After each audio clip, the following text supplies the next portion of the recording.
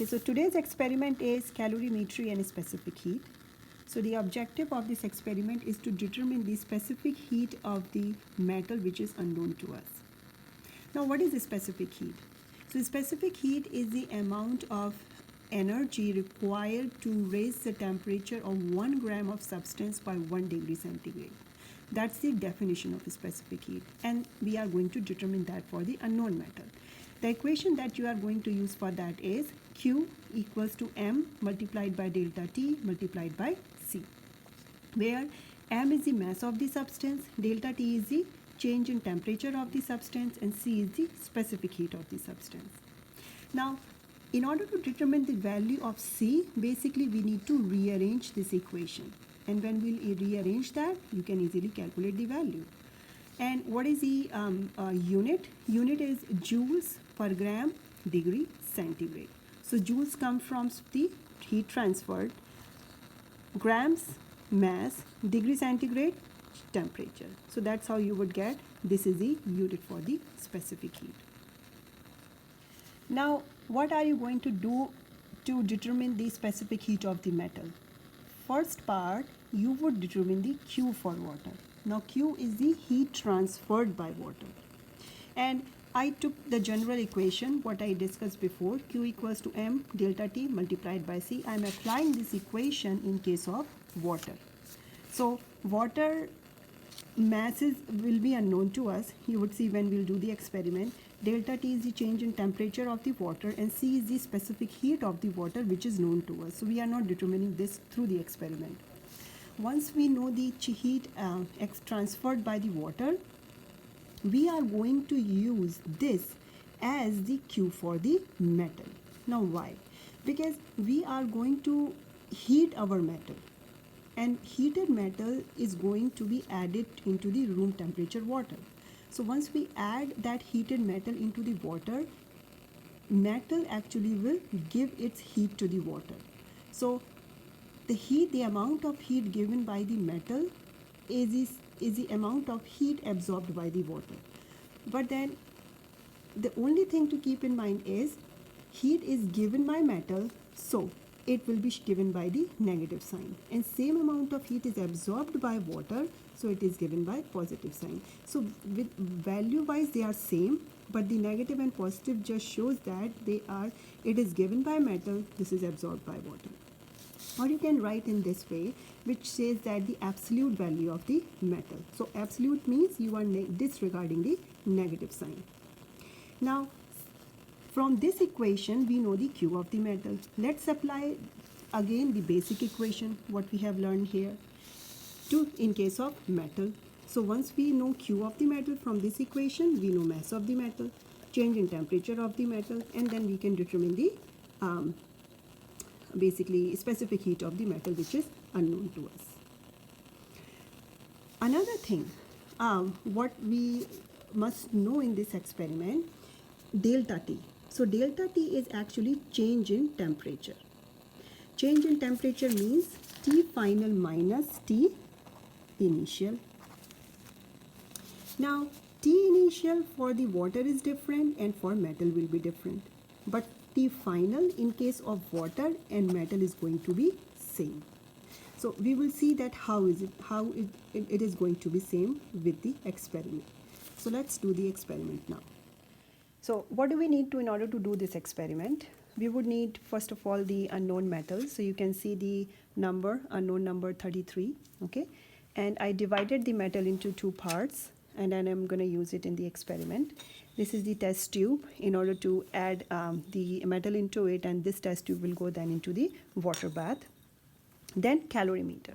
So calorimeter means I have here two nested styrofoam cups, as you can see, and then the styrofoam block. The hole that you can see in the styrofoam block is basically to add the thermometer into it. And then I'm going to put my calorimeter in 250 milliliter beaker so that I will secure it, it won't topple over. Then I would need DI water. That DI water I would need in order to add to the calorimeter. You will never use tap water in that case, always use DI water. Evaporating dish.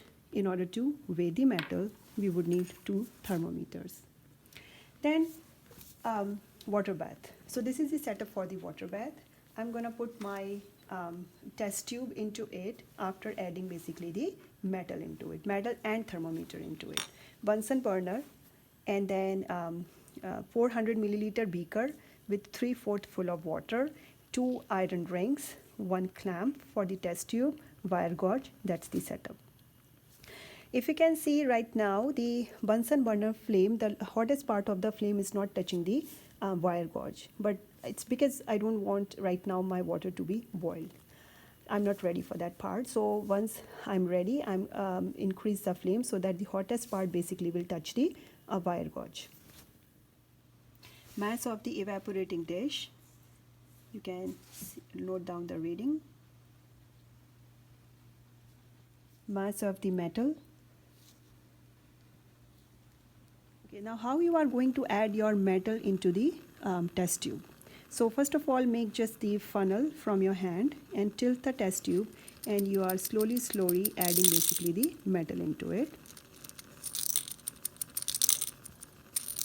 So now this my metal is in the test tube. Now this metal is not very heavy actually, but then sometimes the metal is really heavy, so we should not add the metal from our hand like this. It might break the bottom of the test tube. So always a good thing is to tilt it, make a funnel, and slowly slide your metal. Now how you are going to insert the thermometer into the test tube. So you are tilting the test tube, all right, you are inserting the thermometer, you are again putting it vertically, and then you are a little bit tapping gently so that it won't break the bulb of the thermometer, and you can see it is packed now. Okay, now this is the full setup of the test tube with the metal, thermometer under the water bath. You can see water is boiling, and now you can see the hottest part of the cone is right below the wire gauge. And you can also check the level of the water. So it is basically above the metal. So whole metal needs to be dipped into the water. So that's that much. For effective heating, you would need the metal completely dipped into the hot water. And once I'm gonna wait it here for at least 10 minutes when the temperature will constant, and then I'm gonna proceed further. And you can see the temperature is rising here.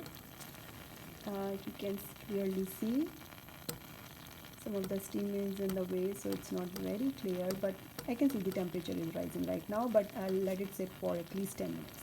Okay, so here I'm going to take the mass of my nested styrofoam cups because I'm going to take the mass of water. Okay, so I'm taking advantage of those 10 minutes because my metal is heating there on the water bath. So this is basically the mass of the styrofoam cups. Okay, now I'm going to add 70 milliliters. This is 70 milliliters of the DI water into the styrofoam cups, and then I'll check the mass of this 70 milliliter.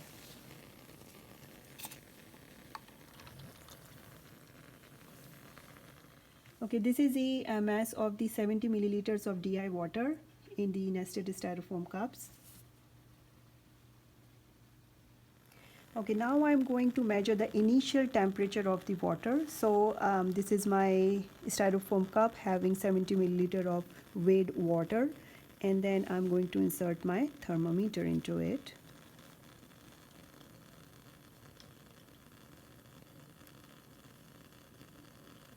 And slightly I will just swirl it.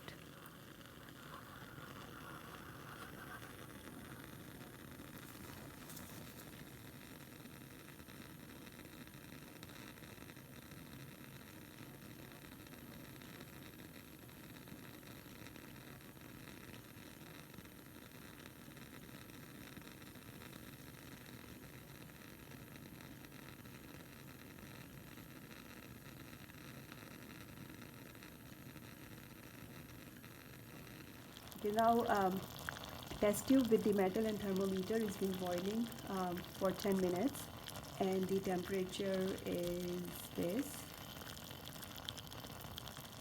After 10 minutes also, I let it sit for 2 more minutes just to make sure the reading of the temperature should be constant. So you can read the reading. So this is, I would take the initial temperature of the metal. Okay, now I'm going to remove my test tube from the hot water bath because I have to immediately put the hot metal into the calorimeter, and then I'm going to remove my thermometer out of it slowly. Be careful, everything is really hot. And then I'm going to remove this thermometer and the lid. I'm going to add my metal really back, put the lid immediately back, and then I'm going to little bit swirl the flask so that the temperature is going to rise. Okay, now this is basically the constant final reading for both water and metal. So I'm shaking it, I'm trying to see if it comes to a constant number. So you can record this basically. This is the temperature, final temperature for both water and the metal.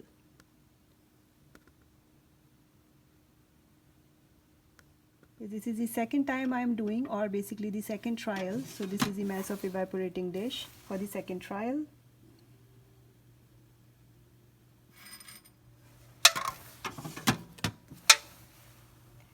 This is the mass of the metal and evaporating dish for the second trial.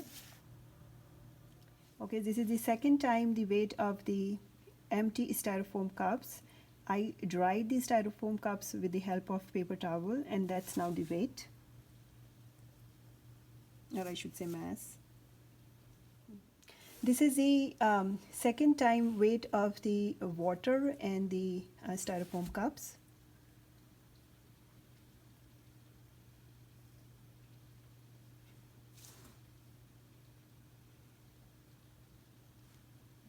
Okay, this is the initial temperature for the water, second time.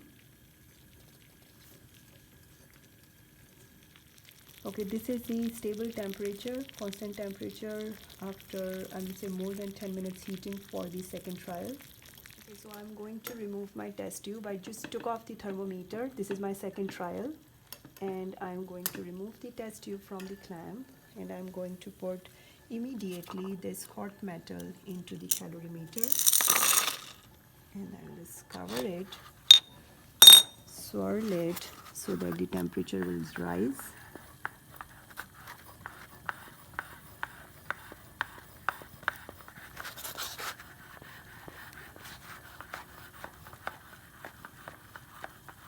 I'll wait for some more time, and then I'll record it again when it comes to constant temperature. Okay, so I waited here a little bit more, and then I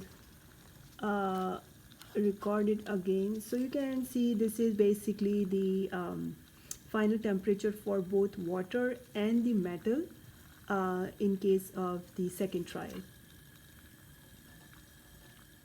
Okay, now comes the calculation part of the report sheet. So here you are going to record the values for both trial 1 and trial 2, all right? And then basically you would show the calculations. So in order to show the calculations, only trial 1 is required. You don't have to show the calculations for trial 2, but you need to calculate the value of the trial 2 as well for heat transferred water, and then following it heat transfer for metal, and then specific heat.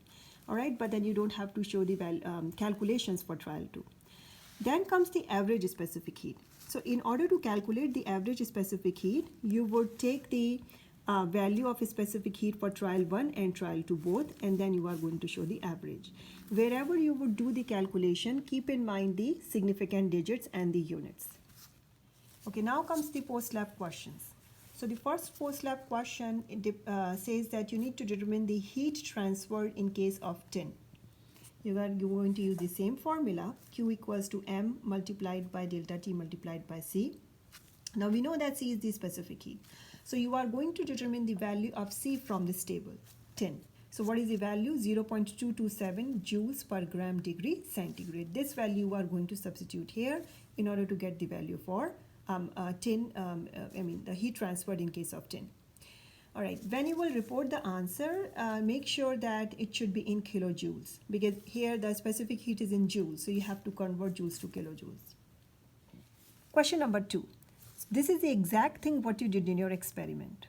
You have to calculate the heat transferred in case of water all the values are given. Okay, mass, initial temperature, final temperature. In order to calculate delta T, specific heat of water we know 4.184 joules per gram degree centigrade. And then you are going to use the heat transferred in case of water as the Q metal. Mass of metal is given, delta T of the metal you are going to determine from here. All right, and then basically C metal. This is your objective, to calculate the specific heat. And then keep in mind the significant digits, and also make sure the value for specific heat should not be negative. Question number 3. So here you are going to plot a graph between molar mass and specific heat. The values that you are going to get to plot this graph is from this table, right? So this is a table. Here is the molar mass value, and that's the specific heat. Molar mass you are going to plot on x-axis, because molar mass is the independent variable. Specific heat depends on the molar mass. And make sure you would write the units for the molar mass, units for the specific heat. Title of the graph should be there, so you need to think some title and put it here.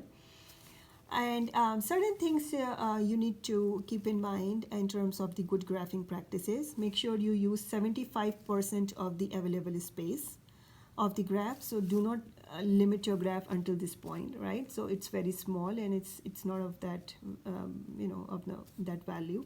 But then extend your graph so you can it covers at least 75% of the available space.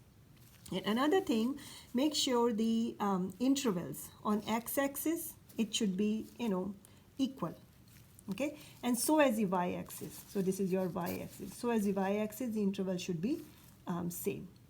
Okay, so that's how you are going to plot the graph. Okay, so that's all in this experiment, calorimetry and specific heat.